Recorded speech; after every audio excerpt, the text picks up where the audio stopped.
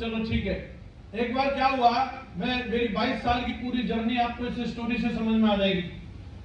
एक बंदा होता है और वो बंदा जो है, हर एक व्यक्ति का एक कोई ना कोई फेवरेट सैलून होता है, क्यों डॉक्टर साहब? उधर ही जाते हैं बाल कटवाने के लिए। सही कह रहा हूं कि नहीं? सबकी एक एक जगह फिक्स रहती है। और उस बंदे का भी क्या एक फेवरेट सैलून था और वो उधर जाता है बाल कटवाने के लिए। और कई जो बाल काटने वाले लोग रहते हैं वो बहुत सारी बातें करते हैं, करते ही नहीं करते?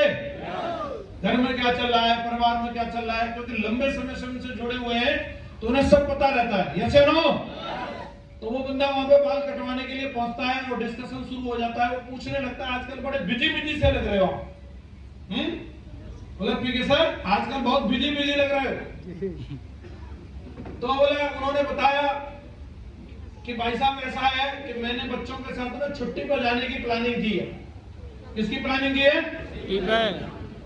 तो उसकी शॉपिंग में और टिकट विकेट बनाने में, इन्हीं चीजों में बिजी हूं। हाँ जी। तो बोले कहां जा रहे हो? क्या पूछा? तो उन्होंने बताया कि बेंगलोर जाने का प्लान बना है। कहां जाने का? बेंगलोर। तो ये सुनकर के सलून वाला बोलता है, अरे बाप रे बाप, बेंगलोर भी कोई घूमने की जगह है? अरे गोवा जाते, मनाली जाते, बेंगलोर में क्या देखने के लिए? वहां तो ट्रैफिक ही ट्रैफिक है, गाड़ी ही देखनी है तो यही देख लेते अलीगढ़ में। हेलो, चलो फिर भैया किसी ने बना लिया तो हम क्या करें? काय से जा रहे हो, ट्रेन से कि फ्लाइट से? तो उन्होंने बोला हम जा रहे हैं फ्लाइट से। बोले बहुत बढ़िया, कौन सी एयरलाइंस का टिकट है? तो उन्होंने बताया एयर इंडिया का। तेरा भला हो, एयरलाइंस भी की तो एयर इंडिया, उसमें कोई भरोसा नहीं कब खिड़की उखड़ जाए, कहां से सामान गिरे, सब खटारा मेल है। और एयर होस्टेस सब आंटी है, पानी मांगोगे चाटा मार दे। पर चलो भैया हम क्या कर रहे, कर लिया तो कर लिया। रुकने की कहां प्लानिंग की है? तो बताता है कि मैंने मैफेयर होटल में रूम बुक किया है। कौन सा होटल? लो कर लो बात, बाबा आदम के जमाने का होटल है वो, चूहे घूमते हैं उसमें, रात भर खटमल से बात करनी पड़ेगी। मैफेयर में रुक रहे। और कहां कहां घूमने जाओगे? तो बोलता गुरुदेव श्री श्री रविशंकर जी का आश्रम है, वहां सत्संग में जाएंगे। लो, टीवी में तब भी गुरुदेव इतने बड़े दिखते हैं, वहां तो चिड़िया जैसे दिखेंगे और लोग लात घूसा मार के पेट फुला देंगे तुम्हारा। हेलो, कोई आदमी आपकी अगली ट्रिप के बारे में इतना सब कुछ बोल दे तो आप मुझे बताओ क्या वो व्यक्ति ज्यादा देर वहां रुकेगा क्या? तो उसने बोला यार तू जल्दी मेरा काम खत्म कर, मुझे जाने दे। और वो वहां से उठ के चला गया और अपनी ट्रिप पर चला गया, घूम के भी आ गया।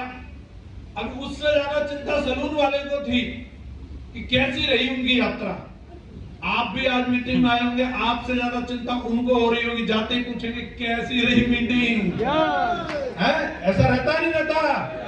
हाँ वो है, क्या बताया था? तो वो भी बिल्कुल इंतजार में था कि कैसी रही इनकी यात्रा पूछूं। तो जैसे इनसे मुलाकात हुई, हाँ जी बताओ आपकी बेंगलोर की यात्रा के बारे में। बोला यार मैं आ ही रहा था तुम्हारे पास बताने के लिए, टाइम नहीं मिला, चलो लेकिन बताता हूं। तुम बिल्कुल सही कह रहे थे, तुमने बोला था एयरलाइंस के बारे में, एयर इंडिया एयरलाइंस तो पुरानी है पर लेकिन अभी अभी उसे टाटा ग्रुप ने खरीद लिया। और जब से टाटा ग्रुप ने खरीदा है, नए नए एयरक्राफ्ट खरीद के लाए वो। और जिस फ्लाइट में मेरा टिकट बुक था उसमें बिल्कुल नया ब्रांड न्यू एयरक्राफ्ट लगा था। और फ्लाइट ओवर बुक थी, ओवर बुक होने की वजह से इकोनॉमी का टिकट उठा करके हमें बिजनेस क्लास में शिफ्ट कर दिया बिना पैसा के।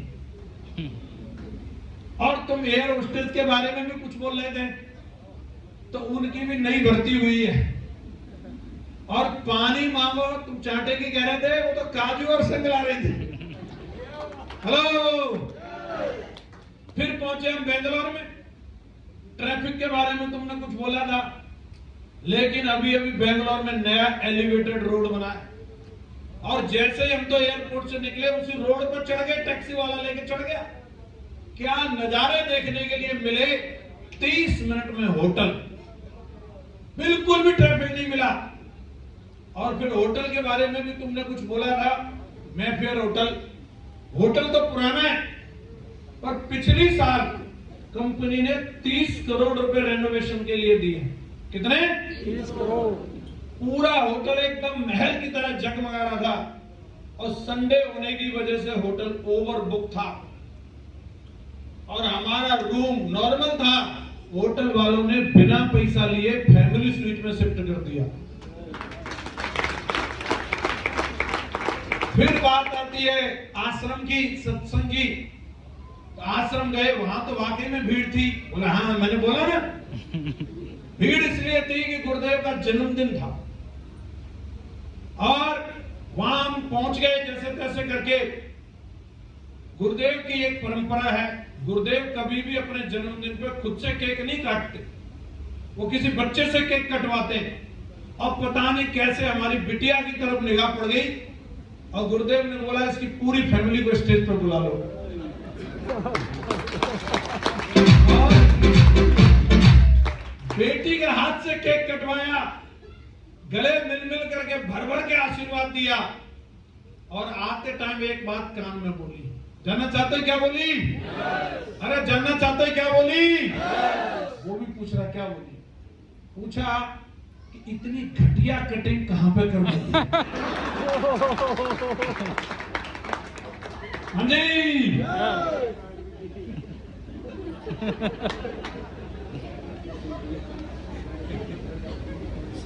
ऐसी रही हमारी 22 साल की यात्रा। लोगों ने बहुत डराया, ये हो जाएगा वो हो जाएगा, जो सोचा नहीं था उससे भी ज्यादा मजे आ रहे हैं। हाँ जी।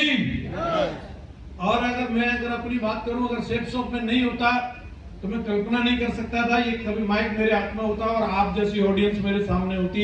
यही मेरे लिए करोड़ों रुपए से भी ज्यादा है कि मैं इस मंच पे खड़ा हूं और आपको मुझसे बात कर रहा हूं। दोस्तों, ये बिजनेस से सब कुछ दिया है, वो बताना मुश्किल है, लेकिन आज मैं ये बात करूंगा कि आप सबको वो कैसे मिल सकता है। क्या आप सारे लोग जानने के लिए तैयार हैं? सारे लोग जानना चाहते हैं? तो बिल्कुल दोस्तों, आज मैं इसी के बारे में बात करूंगा